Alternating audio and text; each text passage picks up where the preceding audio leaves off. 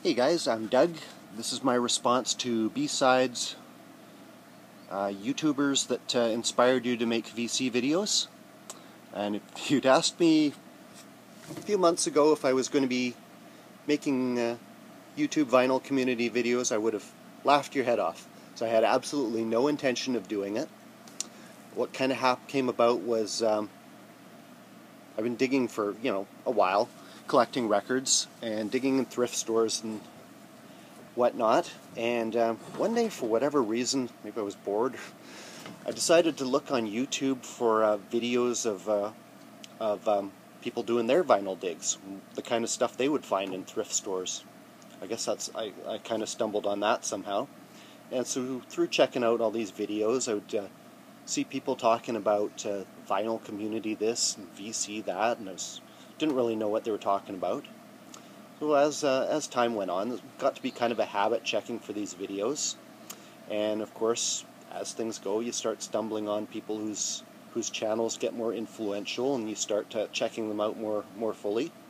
So one of them for me was Matt Sands.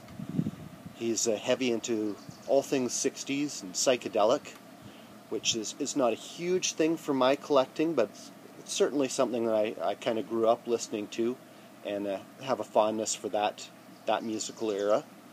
I used to sort of think I knew a lot about that music, and then you watch somebody like him and he knows just so much more. It's just crazy. Which is kind of true of vinyl in general. I found since I got more fully into collecting it, I realize how little I know and how much more there is to learn, and just how much is out there in general.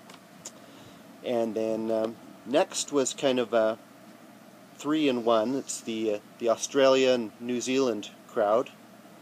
James Buttery, Champ Sound, Big Star 1000.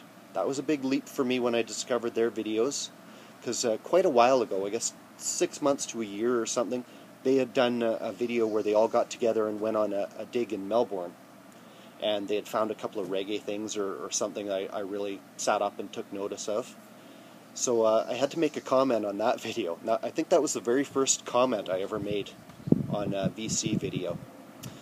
And from then on, so those three kind of tied for getting me to the next level of involvement. And then I got probably my #1 influential spot. The #1 guy who influenced me the most would be Kieran, Needle Groove. I think I stumbled onto his channel fairly early on. I don't think he had too many videos up yet. And he was a guy in Canada like me. He's on the East Coast in Montreal. I'm out west and close to Vancouver. But he was mainly into jazz, which is something I want to learn about. And also funk and soul, which I'm into. And I think he had one video where he showed some reggae fine too, and that got me commenting some more.